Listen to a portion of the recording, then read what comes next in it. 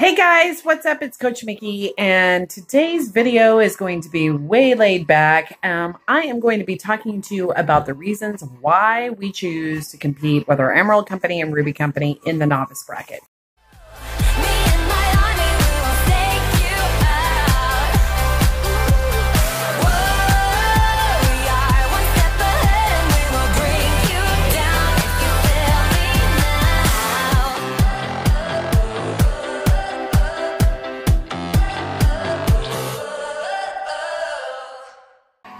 So I'm sitting here, I am watching the Talent on Parade live video feed while I'm sitting here doing some more rhinestoning. So I have the rhinestones separated into small, medium, and large different sizes. So it makes it easier for me to actually do the rhinestoning. Of course, I've got my E6000 glue, and here is the adorable costume that I will be working on today. It is for my Ruby Company. It's a routine I choreograph for them. It is kind of like a novelty character. It's Lilo and Stitch. I think we're putting it in the musical theater bracket. So I'm going to put rhinestones around the edge of the skirt and then do rhinestones along the edging here of the top.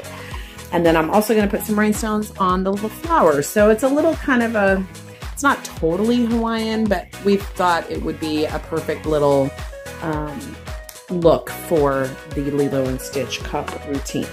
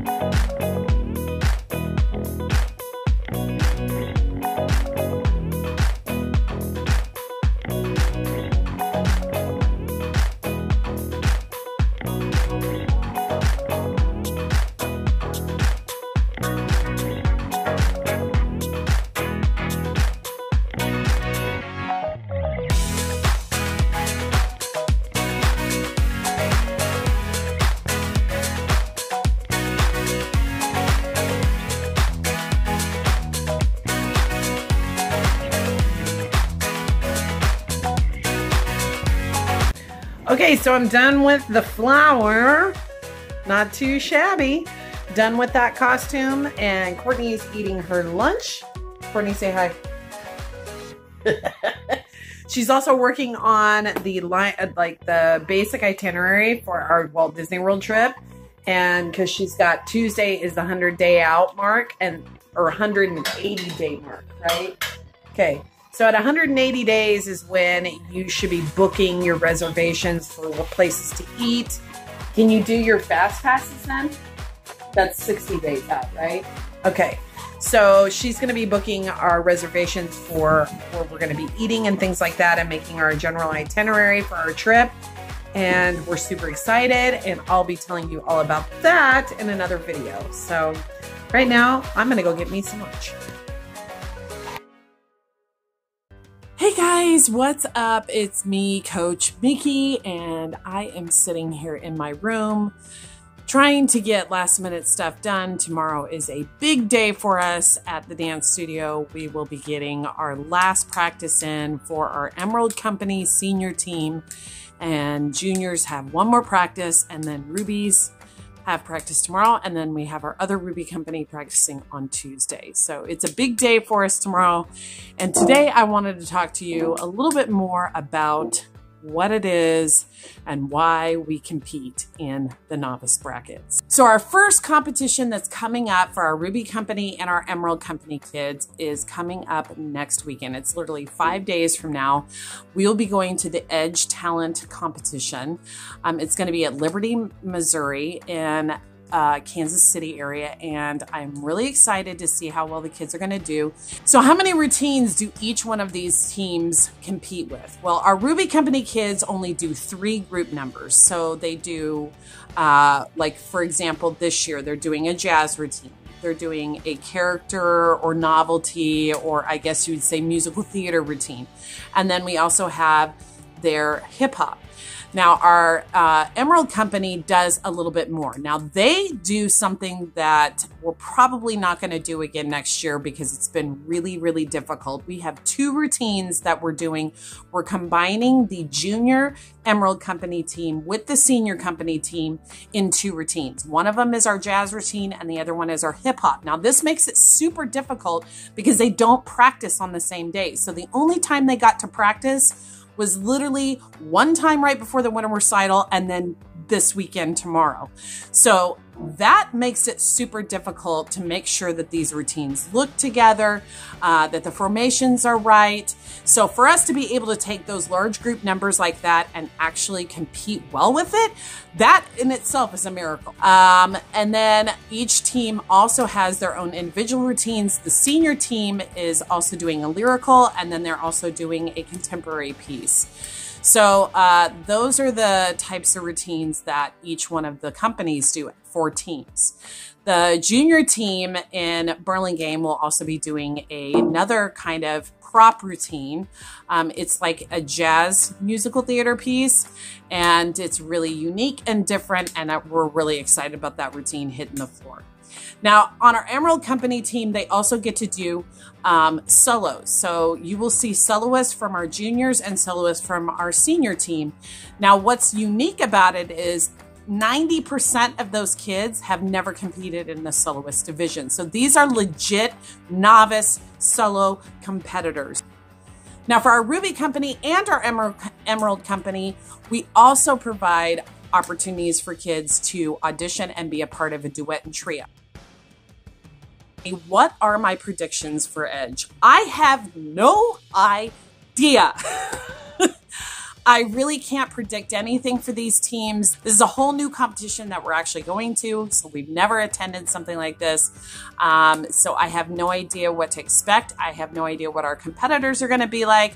I don't even know if there's going to be anybody in the novice brackets. So it should be really interesting to see how well we do. I am excited to see routines on stage that I've choreographed, Madeline's choreographed, and Mariah's choreographed.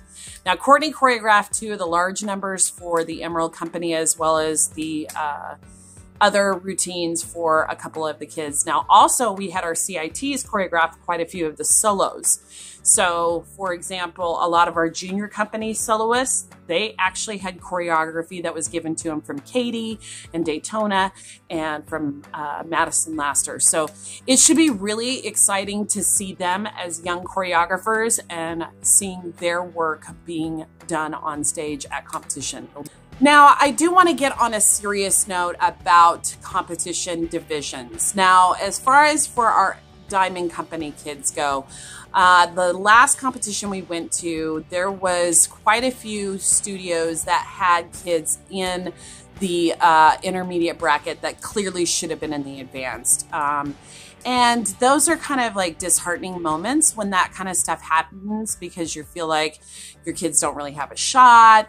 It's kind of an unfair advantage that this dancer clearly has been training more, has more experience, and your kids are literally just basically trying to hold on to any last bottom 5 spots that are available in the top 10, because basically the advanced kids are going to rack down the top 5. So that can be very disheartening, but I don't want to take away anything from any of those teams or studios or talk negatively about that, because each studio owner and teacher makes those decisions based on what their previous and past experiences are. So for some that feel like the advanced bracket might have been too hard for them in the past, that's why they choose to bump down. Or maybe they feel like that getting more wins will help get them more clients. Sometimes that's a reason why a coach will do that.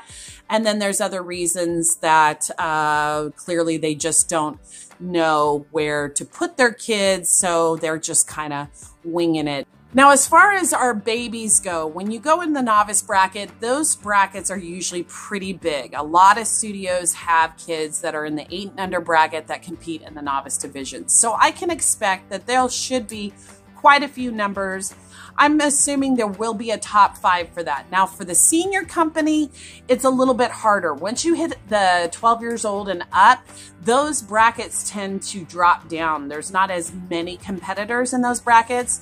Most of the time we average between about sometimes anywhere from 10 to even like just 2 other studios that will actually have routines in those brackets. So yes, it's still a competition. Yes, it's still hard. And yes, it's still exciting to see our kids get up on stage, regardless if they're against one person or if they're up there against 5 or 6. So when it comes to competition, you as a coach can be put in a situation where you're really not sure where to put your kids at for competing. My advice to you is to look at what you have in your studio. So for example, if you only train 1 or 2 days a week with your students, then clearly those kids should not go into a bracket that might be a disadvantage to them. So I encourage studios to put kids in the novice bracket, even if they're older, because it gives them a more of a fighting chance versus if you put them in the advanced bracket, they're never going to make the top 10, especially if they only train like 2 days a week. Now, as far as the technical things go, I try to tend to look at it in this aspect. If I have a dancer who can only do a double pirouette cleanly, then that dancer should stay in the novice bracket. Now, if I have a dancer who's doing alisacones and advanced leaps, say for like a spinning disc or something along those lines, then I would try and put them in the intermediate bracket. Now, advanced dancers should only be dancers who are training at least 4 to 5 days a week. And I'm talking not just choreo time, I'm talking in studio taking classes. And they're taking multiple classes. We're talking like 15 to 20 hours a week. Then they have no business being in any other bracket other than the advanced bracket. Okay. Hello, Missy Lady. Yeah, that's pretty much it. Why we compete in the novice bracket and why we compete in the intermediate bracket. Now, hopefully, in a year or 2, you will be seeing us compete. Yes, there's Aubrey. You'll be seeing us compete in the intermediate and advanced brackets, but that's still a couple years down the road, and we shall see. And Aubrey is doing a jig for us. Oh, Lord. Are you excited to go to competition? Yay!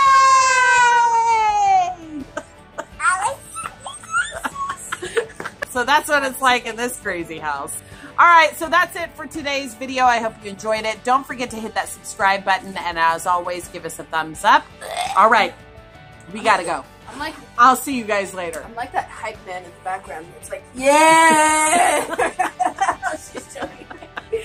We gotta go. Peace out.